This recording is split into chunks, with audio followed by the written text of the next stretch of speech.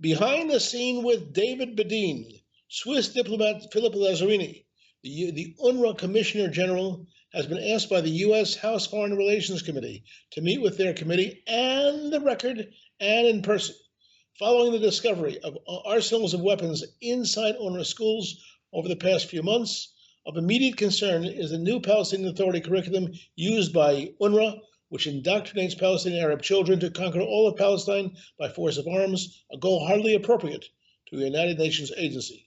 Here are the policy challenges which the UNRWA Commissioner will have to answer to the U.S. Congress. Number one, UNRWA textbooks do not match UNRWA values of peaceful reconciliation.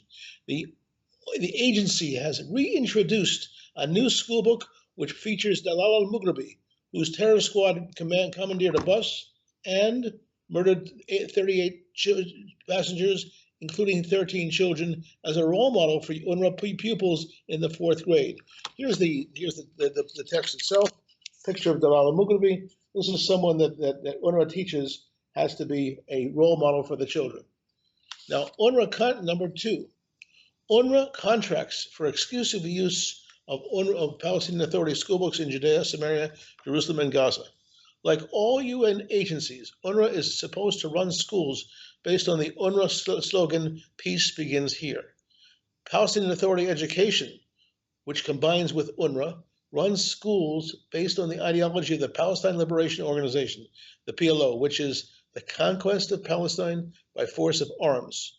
The commissioner can cancel the UNRWA PA contract as he wishes, and what he'll be asked by Congress is, will he ignore the use of Palestinian Authority school books, or will he accept them? Number three, UNRWA schools are adorned with posters and murals of martyrs who die while murdering Jews. The new UNRWA commissioner can order the removal of all violent images in agency facilities. Number four, El Kutla youth clubs in UNRWA schools inspire pupils with the mantra of the armed struggle from a young age. The UNRWA commissioner can easily order El Quds clubs to close and desist from any violent incitement. Number five, military parades frequent UNRWA premises. The commissioner can order an end to military parades in any UNRWA facility at any time. Number six, UNRWA terror groups lead the agency's teachers and workers union. UNRWA commissioner can easily demand that any agency employee who runs on a Hamas ticket be barred from the payroll. Even the UN defines UNRWA as a terrorist organization. Number seven, Nakba events are scheduled each year on May 15th, the day when the PLO mourns the defeat of the Arab armies in 1948. These rallies call for violence against the state of Israel and the people of Israel. The UNRWA commissioner can issue a directive to refrain from any call for violence on Nakba Day, and so the ceremonies will go by peacefully. That's up to the UNRWA commissioner.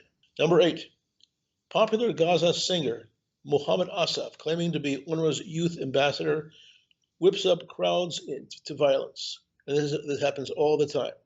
These rallies call for violence.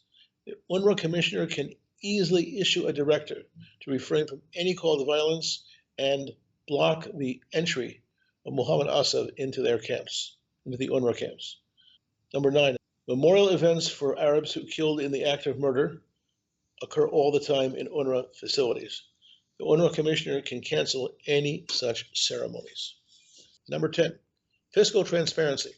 With a flow of $1.6 billion in donations from 67 countries and 12 non-government organizations, much of which arrives in cash, the UNRWA commissioner must ensure that all funds and equipment which are donated to UNRWA are used for genuine humanitarian needs, not for stolen or transfer of any goods to terror groups or sold on the open market. The time has come for the UNRWA commissioner to put an end to cash payments, which only can lead to disaster. Number 11, export of UNRWA textbooks. Using the diplomatic pouch which is available to donor nations, the UNRWA exports school books promoting the violent right of return and replacement of Israel with Palestine. The UNRWA commissioner can put an end to this. At this point, all Israel cities are now called Palestinian Arab cities. That doesn't happen. That is not in the spirit of the United Nations. Number 12, at no time has UNRWA ever specified financial situation of how it spends its budget. The UNRWA commissioner could immediately publicize an accounting of expenditures, which it does not do, allowing for much black market involvement of UNRWA in everything from sex trafficking to narcotics trafficking to illegal weapons trafficking. 13, non-recognition of Israel on the map. The UNRWA distributes world and regional maps which obliterate Israel and replace all cities in Israel with Arab nations. Should Israel, a UN member in good standing, not appear on a map issued by a United Nations agency? The new UNRWA commissioner can now make it his business to ensure that all maps show Israel consonant with the orders of the United Nations and the traditions of the United Nations. Number 14, arms training in summer camps. For the past 25 years, thousands of UNRWA students aged 9 to 16 participate in summer camps that feature arms training with live weapons. With summer approaching in just a few months, the UNRWA commissioner can act to curb any such arms training of child soldiers, which flies in the face of UN resolutions that protect the rights of children to not be used as soldiers. This is David Bedein reporting from the Bedein International Press Center in Jerusalem. Thank you.